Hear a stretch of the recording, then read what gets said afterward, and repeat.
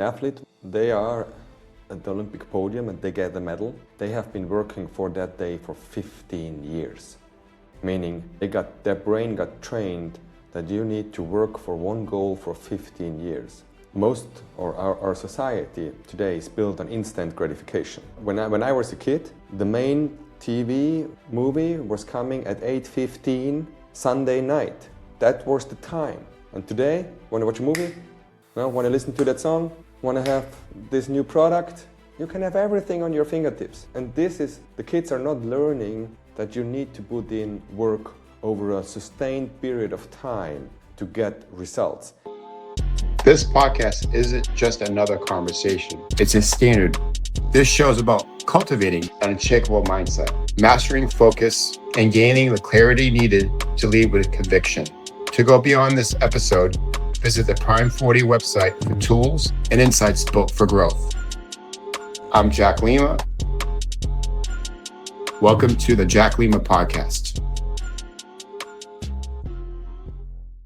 Nice to meet you. I'm Jack. I just wanted to sit and talk with you and looked at your profile, and Mickey thought would be a good match, and just want to kind of introduce you to my listeners and kind of give a little bit of background info about yourself. And then I have a couple questions readers want to know and guest listeners want to talk to you about. But can you share a little bit with our readers a little bit about who you are and what you do? So, yes, for sure. My name is Falko. I was actually growing up in Austria, in the Austrian Alps, as the third of 6 children. And I don't know if you're from Arizona, right? I live in Arizona, but I grew up in Boston, but my parents grew up in Portugal. So I've been to Europe many times. So I don't know if you know the story from Heidi and Peter in Switzerland, when they have been growing up in the Alps. So that was pretty much like I was growing up. In the house, in my parents' house, still until today, if you want to have a warm, you need to make wood fire. If you want to have warm water, you need to make wood fire. So very, very simple. Yeah. And by the age of 12, we got something in our house called a TV. And one of the first things I have seen on this TV were the Olympic Games in Calgary. And there was this crazy Finnish ski jumper called Matti Nikkanen. And he won 3 gold medals at these Olympics. And he inspired me to become a ski jumper. So by the age of 12, then I left home, I left the farm, and I was moving to my grandparents to pursue my dream of becoming a ski jumper. And that went well. I was then, from there, I went to boarding school, to the elite sports school in Austria. On myself, 2 medals in junior world championships, exactly in Calgary, on the same hill as Matti Nikkanen was winning his gold medal in the Olympic Games. And yeah, but then, so I was on a really good track on pursuing my dream in becoming world-class myself. But then something happened, what's happening for many young kids. I came into puberty. And suddenly, in my brain, were different thoughts, different goals. You know, the other gender distracted me a lot. And it was suddenly more interesting to follow the girls than going to the weightlifting room. And with that, my career, the performance went down and my career ended in 1999. So, long time ago. I'm going to be 50 soon. But just a couple of weeks later, after the end of my career, I started to forward all my experience to kids in the clubs and in the regional team. And then suddenly I got my first offer working abroad. Then I became coach in the junior national team, then the national team, then the German national team, the Finnish national team. And then in total, with all the athletes I've been coaching, I was able to win 11 medals in the World Championships and Olympic Games. The topic of success guides me now since more than 35 years. On this journey, at one point in my coaching career, when we got family, I had 2 kids, I felt that I had to make a change. But that was not so easy, because being an athlete first and then a coach, I have never learned a real profession. And I have never studied on university. And when you are the national coach, you're also earning quite good money. So I was kind of trapped in my golden cage. I knew that this was not my future. I not wanted to do this another 30 years. But I could not leave. But then in 2014, I discovered something that became my personal exit strategy from that golden cage. And that was the industry of network marketing, where I was then using all my experience from high professional sports, working with health supplements, helping people to live a healthier life, to helping people to gain the knowledge it takes in 2026, 2015, since ever I have been doing this, to live healthy and grow old healthy. So that's a bit of my story. So now, What do you find? in the last 10 years, I had the privilege to help more than 100,000 people to correct their lifestyle to a little bit of a healthier one. What do you think is the habit that most kids, could be 25-year-olds or 35-year-old, what's the one habit that makes them feel that they don't need to put the effort and time into nutrition?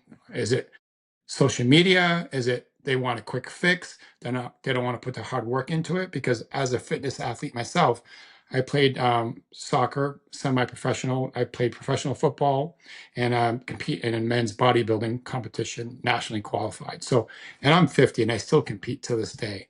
But every time I talk to someone, Falco, they ask you, "How do you look like this?" Obviously, it's discipline, of course, repetition, of course, right? It's my lifestyle. I've been doing it since I was 15 years old as an athlete until today. I'm 50, still training like an athlete, but I take care of my body, take care of my joints. But when you talk to people like in the gym or people that you work with, and they go, "How come you look so, in shape for your age?" Or "Why do you look so great?" And I say, "What do you do? Do you prepare your foods? Do you train? What do you feel that people biggest excuses to say, Falco, I need help with nutrition? Is it they don't have the knowledge, they don't have the money, or they just don't have the desire? What do you think that is? For me, it's not so easy to answer, because in the challenge I see is that most people are lacking the knowledge.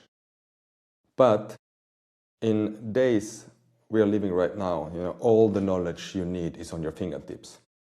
So the source, the reason to educate yourself must be hunger. Hungry for a healthy life, hungry for more good years in my life, hungry for example, I was working hard for my kids, so when they are 16, that I'm handing them over a healthy body. That was the big goal of raising my kids, that when they're 16, I can say, I did my job, you get a healthy body, now it's your own responsibility. And on that journey also educating them about what it takes to live healthy in the days we are living. But I think it's hunger first. What if they don't have the hunger? Like, because social media has made everybody lazy, right? Because everybody wants to compete.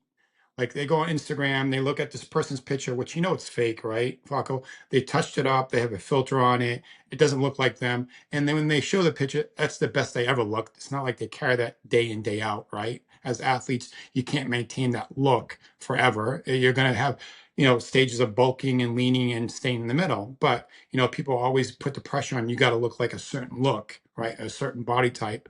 So if they don't have the hunger, how do they get healthy? Because if they have the money, which they can get surgery, right? And they have the knowledge, they still have to have hunger. So how do you instill hunger into today's generation when they know everything is just easy, it's at their fingertips? I think that's a little bit of a bigger discussion, because Yeah. as in one point of my career, I was also a teacher. and I was teaching young kids in a Montessori school. So I have a Montessori, not the full education, but partly Montessori education. And for me, it is, when we are raising kids, it's all about installing, or don't take away the drive they have.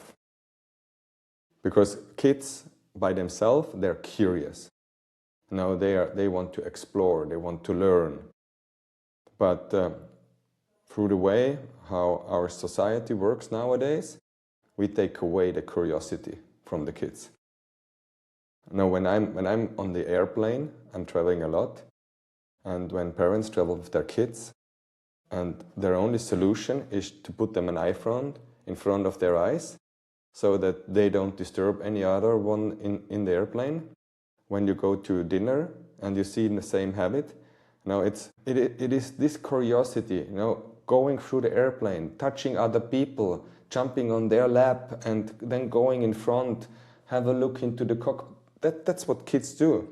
And we try to keep them calm. And with that, we take away their, as I said, curiosity, but also their drive to learn, to explore. And then when they do a little bit of it, then we say they have ADHD, and we give them some drugs to keep them calm, right? Yeah. So I think this is, every person, when we are born, we have it naturally. It's just about not taking it away from our kids. And then they will have the hunger for life, for always, to explore, learn, do. And then also with a lot of courage to use what they have learned, and willing to fail. I have not done everything right when it comes to my personal health. When I was an athlete, at that time, the pressure to be light was so big. So we as athletes, we developed certain strategies to lose weight. One of them was, for example, we put our finger into our throat after lunch, after dinner. When we have in between our athlete circle, we didn't ask, have you been puking today? We asked how many times. When it was before competitions, we have not been drinking for days, but instead we went running, and we have been sitting in the sauna to lose water, to again lose weight. So and then all these experiences, and then also due to my puberty, what I said before, partying a lot, living an unhealthy life. In the year 2003, my body said stop. It was crying for help. I was in the hospital. The doctor told me that I might need the dialysis until to the rest of my life. But this was my wake-up call. I had this curiosity to question. Is what we hear in media, what we read, is that really the truth? Or is there more? Is there more to this? And what I figured out for myself, and that's my own personal truth, is that there is much more. Yeah. What are you finding out today, or what are people's biggest mistake they're making with their health today? I say today, in the world we are living, you need to make a conscious decision for health. Because if you don't take a conscious decision for health, you take an unconscious decision for disease. Because if you only consume and do what is easy and what is presented to us on the silver tablet, then we lose the game of healthy aging. So it is self-responsibility.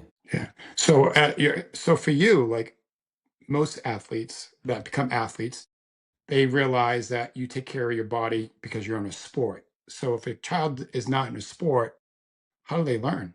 I mean, because now they have the phone, right? I can look up anything I want on my phone.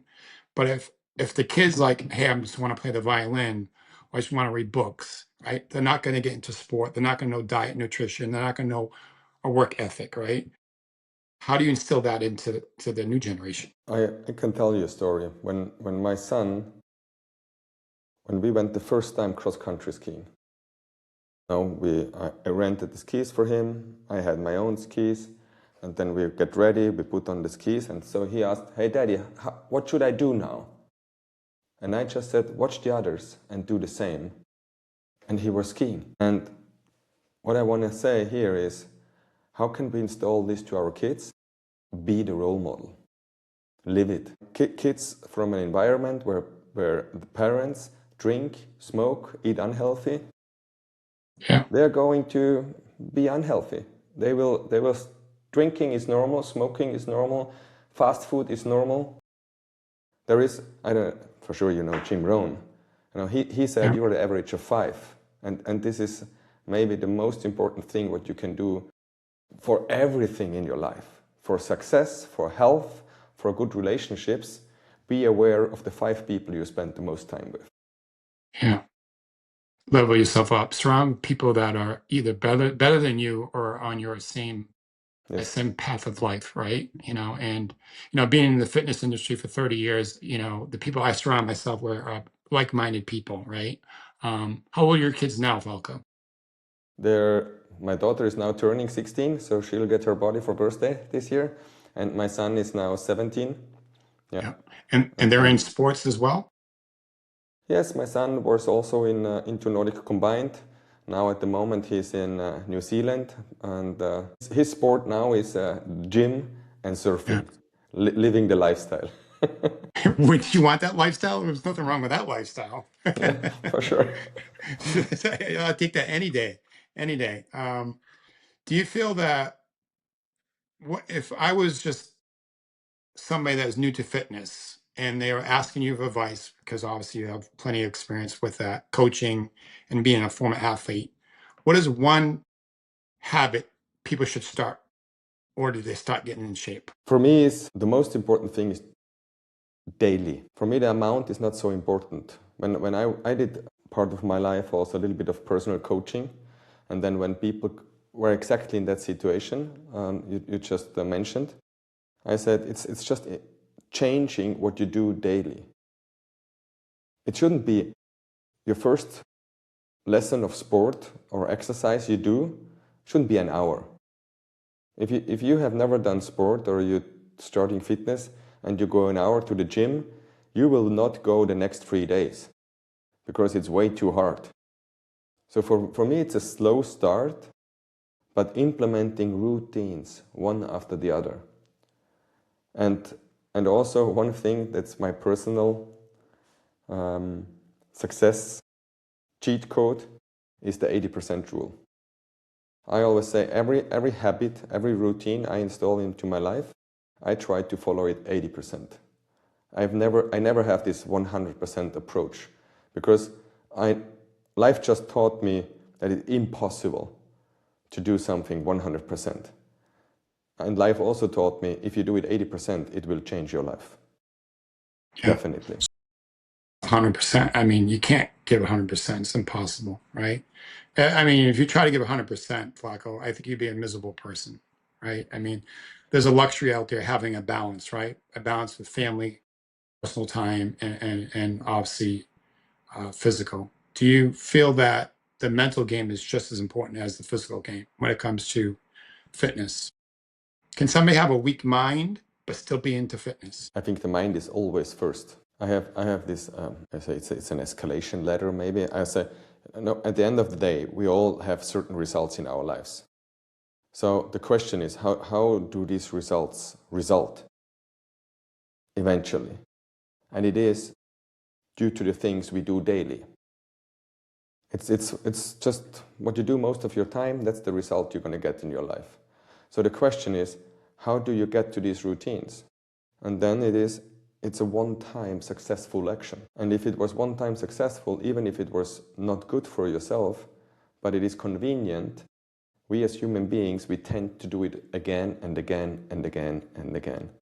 We know fast food is not good for our body, but as you don't have to clean up, they make it taste okay, it's cheap, so it's very convenient to eat fast food. So we go there over and over and over again, and we don't realize suddenly it's a habit. Suddenly maybe it's our only source of food. So then the question is, what comes before that one-time habit? And this is definitely an emotion. an emotion drives our action, and the thought before creates the emotion. And when we are getting into a certain situation, our brain is checking back to the past. Okay, what was the success strategy back then? Okay, I felt like this, now I'm doing this, and boom, and we are in the routine again, and we produce the same result. So for me, to make this change happen, it's definitely the mind. And I like an example. Darren Hardy, he's a success coach, and I think he was also the publisher of Success Magazine. He brought once an example where he said, if you have your mind, your programming of your mind, and it was a bad programming, you can see it like a glass of dirty water, a glass full of dirty water. And he said, you need to pour. One drop of clean water doesn't help to change the glass. You need to pour in clean water over and over and over again until at one point you will have a glass of clear, pure, clean water. And this is happening with our mind. When we have been programmed through our parents, through school, through society, on a certain way, that we think in a specific way that creates the emotion, the action, the routine, the results, it takes a conscious effort to reprogram ourselves for success, no matter if it is for a healthy body, for a fit body, if it is for healthy thinking, for a good relationship, a good money mindset, having a good business, whatever it takes, you need to pour water into your brain. You just answered the question I was about to ask you. So a lot of people say, I don't have time to work out. I'm a mother, I'm raising 2 kids. I'm a father, I'm raising 2 kids, and I work 8 hours a day. Do you buy that as an excuse, or do you buy that as somebody truly doesn't have the time? I want to answer it like this. Everything has a price in life. Success has a price, and so has failure. The difference is just that for success, no matter what success is for you, you always need to pay the price up front. For failure, you pay it later. For success, the price is discipline and commitment. The price for failure is regret. And at one point of our life, we need to ask ourselves, which price are we going to pay? Because we pay the price anyway. It's just a question, which price do you want to pay? The price for success in form of commitment, consistency, pay the price up front, or you want to pay the price for failure in form of regret later? Do you feel, Falko, let me ask you this. Do you feel, because you're, again, former athlete, 2010 to 2025, the last 20 years, do you feel that people are more healthier or less healthier? I think there is a huge separation happening. Because also when I look kids, athletes, people, there is these super fit biohacker people. They are for sure more healthy than ever before. Yeah. The same as the good kids in sport, they can do things we have not been able to do 20 years ago. When they make 6 backflips on a trampoline, for example. Yeah. But there is a huge separation because the majority of the people are for sure more unhealthy. The kids are less sportive than 20 years ago. But as I said, the good ones are better, but the worse ones are also worse. Yeah. The bad ones are worse than 20 years ago. That's how I see it. Yeah, I see the same thing too, because the last 20 years, the athletes might be, they can, like basketball, right? What they do in basketball today, they couldn't do 20 years ago. Same thing with hockey, same thing with soccer. I get the stronger, the faster, bigger. But the average people are lazier. They're not, even though they have more technology and they have more nutritional, and they have more information in front of them, they actually, to me, they become lazier because I grew up in the 70s, born in 73. I grew up playing soccer in the fields, and street hockey outside, or ice hockey, and playing with my friends, always outside. I know my son, he's 25 years old. He was growing up on Xbox and PlayStation. I'm trying to push him out the house and go outside, go play kickball, go ride go-karts, do something. They don't want to do that. So today's generation, children, and I work with a lot of children today, they have so much more technology and so much more things in front of them to make fitness easier. They choose not to. And it just blows my mind that they're looking at the Instagram like, I want to look like that, but you can't look like that if you're not going to put the work in. And you have all these information by the phone of diets and nutrition and AI, and they still don't want to put the effort because what it is, they don't have it in them to have discipline, right? And I find that a huge problem with today's fitness is that when I talk to kids and they're like, I want to look like this person with six pack and chest and arms, what are you doing?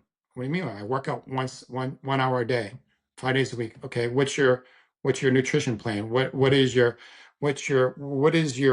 fitness goals? Do you actually sit down and take a look at it? Is this something that's attainable? Because a lot of them, these people want to look a certain way. It's unattainable. They're not being real themselves. A lot of the people that I do train with, and I train with a lot of athletes today. I still train, top baseball players and hockey players and soccer players. One thing they do have in common, even though they're 25, they still have that inner drive that was parents told them, hey, do you want to be an athlete? You got to put the work in. But the people that do not play sports, Falco, don't have that drive. But they want to look, but they don't want to put the work in. So I'm sure you run into that as well. Yes, for me, what you just mentioned is the biggest thing I learned in sport, also for business now, is that growth takes time. An athlete, they are at the Olympic podium and they get the medal. They have been working for that day for 15 years. Yeah.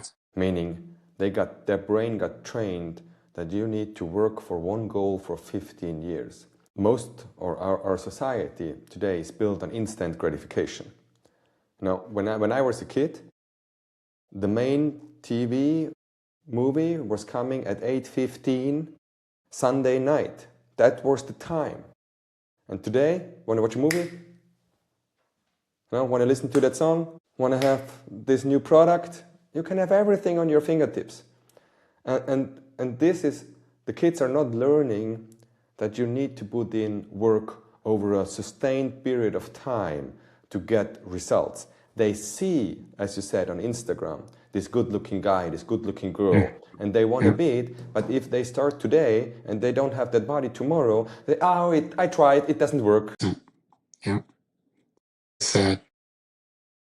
But you take the ones that want to learn, you take the ones that want to, look for genuine help, right? People always ask me at work, like, hey, how do I look like you? I'm going to tell you what I do, but you're not going to listen. So sometimes you don't even want to tell them. I prepare my meals 3 times a week. I bring my meals to work. I make chicken, rice, and fish. Yeah, that's a lot of work. I go, I know, I have to cook it. Wednesdays and Sundays, my meals for the week. Yeah, but why don't you just grab a burger? That's the problem. So who cares how I work out, because you're not going to follow what I do, because here's my workout, here's my diet. And you're going to say, great, I'll start. And what do? Falco, they never start.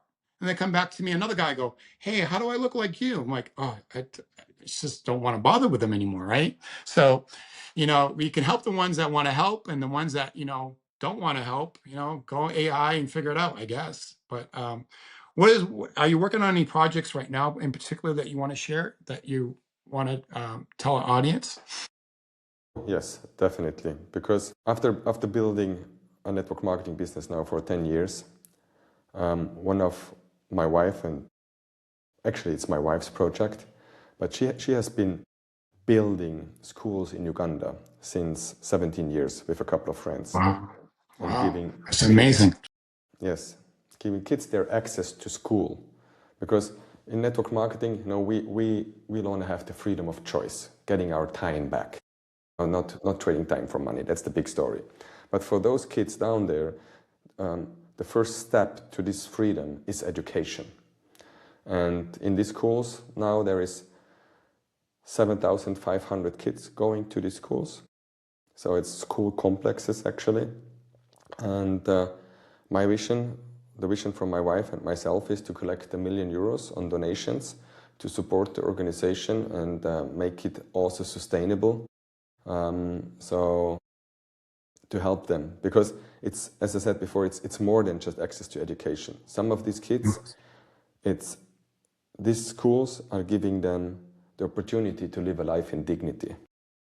And this was, when I was down there in February this year, this was just touching my heart, and I said, I wanted to retire in January, and now I am more motivated than ever to do more, become more, build more, to be able to contribute more and change people's lives. That's what life's about, right? Because at the end of the day, God gave us a passion. Our passion is to help others, right, as we can. Great stuff.